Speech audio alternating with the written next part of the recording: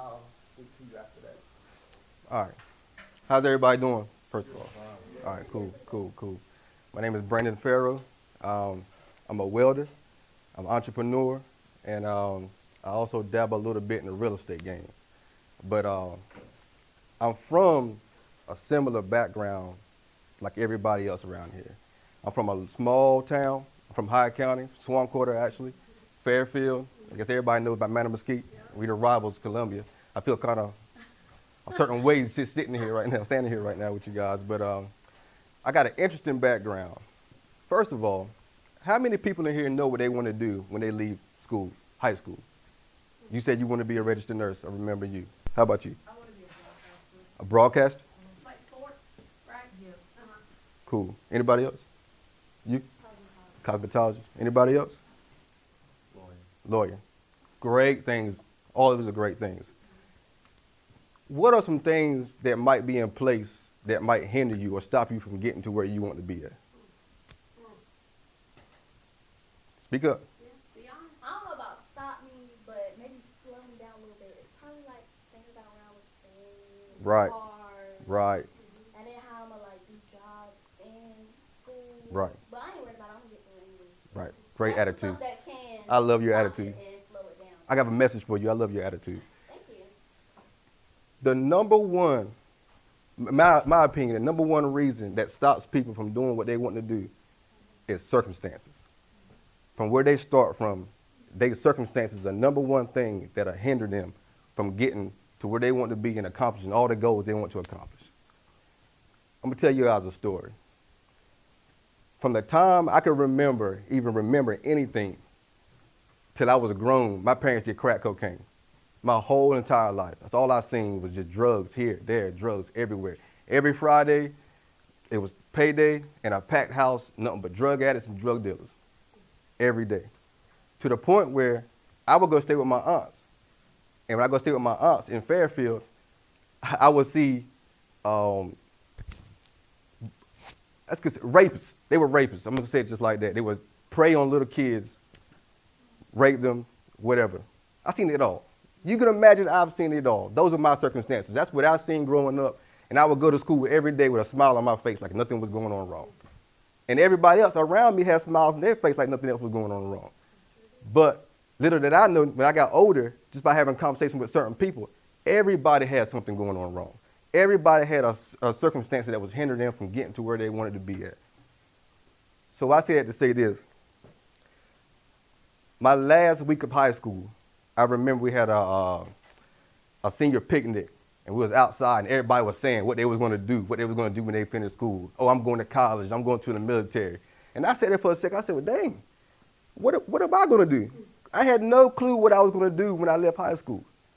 So graduation day, after that, we got into the bull every day, out smoking with the boys, drinking with the boys, hanging out with girls. It was just nothing, just wasting life, wasting life, wasting life. Until one day I seen a commercial on TV, it was about Job Corps. I said, man, I gotta do something with my life. I gotta just leave here because all I seen was just negativity all around me every day. So I got into the Job Corps. When I got there, man, it was some amazing people to be around, some amazing training. They just taught me all kinds of things. One most important thing they taught me was carpentry, how to read a tape measure, how to use saws, and drills and use my hands to do things that can make me money. Because when I got there, I already had a driver's license and I already had a high school diploma, so I didn't need nothing but just a career. I got that career. And I fast forward, I got out of Job Corps and I got back into the real world. And I did not use that career for like 15 years. 15 years that went by, I never did anything with that. I had all kinds of odds and ends jobs. I was working at the fish house in Hyde County, man. I was working on the farm in Hyde County, picking cotton, not with my hands, but it was with machines, man, but just working the ins and out jobs, man. It's the truth. Yeah, so I ended up moving to Washington with my wife, my girlfriend at the time, man, and I got a job, a certain skill, man, called welding. I taught myself how to weld. And I finally got a job welding, man, and that was a big game changer for me. A real big game changer for me, man. Fast forward from welding, I was always interested in the housing market, real estate, man. And I would just train myself and learn things and use my phone. And I was all day long just listening to podcasts and interviews about people who were interested in real estate and who was doing real estate and how they got from start to A to B. So I say that to, when I fast forward, maybe about 3 or 4 years from that point in time, man, I had got my tax return. And I had like $8,000, man. It seemed like a ton of money. It was like a lot of money, $8,000. And my wife was like, you always talking about this real estate thing, man. Why don't you go buy you some real estate? I said, what are we gonna do with $8,000? Just so happened, we was just riding around and found some land, and it cost $8,000. So it was an acre of land with a house sitting on it. It was an old beat up house. It's still old beat up right now. I just hate cutting the grass at it, matter of fact. But it was there. I spent the $8,000, man, but I owned something. I had something. Now my life meant like something. I was accomplishing some goals. So now I have a job. I'm welding. I'm making decent money. Now I have a goal. Now I have a piece of real estate.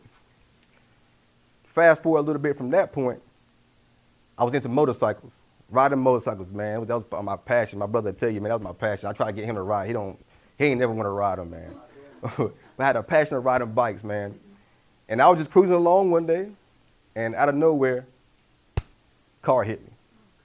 Messed me up pretty bad. Broke my pelvis, man, bust my knee open really bad, bust my knuckles open, man. I was in pretty bad shape. But from that motorcycle, man, I got an insurance check for like $30,000, man. And with that $30,000, I said, hey, what I could do is I could mess all this money up doing what everybody else do, or I can take this $30,000 and put it into the housing market, and hopefully that $30,000 will make me another $30,000. So that's exactly what I did, man. I went to Greenville and I bought a house for $16,000, and then I took that and I fixed it up. It took me a year and a half to fix that house up. A whole year. It seemed like forever, man. It was like just going and going, just working. Majority work myself. But how did I learn how to do all this stuff myself? Job Corps. I never knew I needed this trade until I got into the housing market. I did everything myself, majority of it myself. So I took that money, made more money in the housing market. From that point on, I said, okay, now I need to establish myself as a business owner, because this one property ain't gonna cut it. I need to do this for real. So what we do? We established an LLC. Now you're a company owner. With the LLC, I now own 8 properties today. 8 properties. I gave you that little backstory just to tell you guys that if I went from watching my parents do drugs my whole entire life, moving with my aunts and watching rapists rape kids, and seeing them do drugs as well. And then those guys, my uncles, who were teaching me the game about women, all wrong, chase women, don't turn them down but your collar, which was all wrong. What we really should do was look for this one woman as a wife, marry her, and give her the world. Those are the things that we really should have been learning. But I wasn't learning. My circumstances had me on a whole different path. It was an entirely different game for me. But I say all that to say this, man. If I can go from that to where I'm at today, motivational speaking is my next thing. I did the real estate thing, and I'm still going to continue doing the real estate thing. But I'm going to go all over this country, mainly at job corps, with the same speech, probably a little better. This is my first speaking engagement ever, my whole life, really. And I'm standing here just talking to you guys like it's nothing, because I'm passionate about it. What I really am passionate about is teaching you guys and showing you guys that it's possible. Because I done been in all kinds of places telling people the same situation, my same story, and how I did this, how I did that, and they just brushed me off. But I was speaking to the wrong type of people. My job and my purpose in life that I feel it is to reach out to you guys at an early age, to show you circumstances don't stop you from doing anything. It don't matter what you guys are going through outside this school. See, everybody in here might be happy. But when they go home, it's a totally different story. I already knew that, because that's how I was every day. This guy, I've been knowing this guy for 20 years.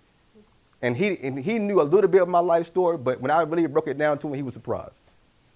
But I smiled every day. every day at school. But like I say this to say this, man. Circumstances do not hinder you from getting to where you want to be.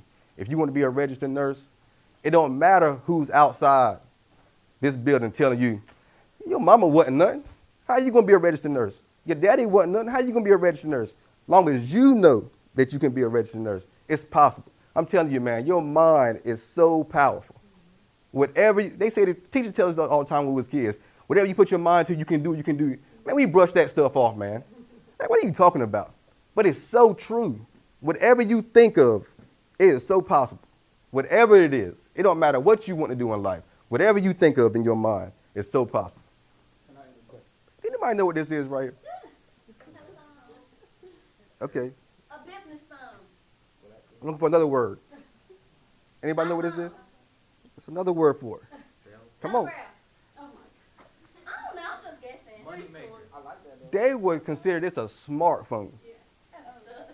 Right? Is this not a smartphone? It's so smart because we didn't have cell phones when we were their age. But to some people, and I'm not just saying to you guys, but to some people, this is a dumb phone. I use this phone to put a whole house together. YouTube, Google, all kind of things, kind of ways to make me money just by using this phone right here. The answers is right here. It's the whole world right here. This is all the answers to anything you need to know in the world is sitting right here.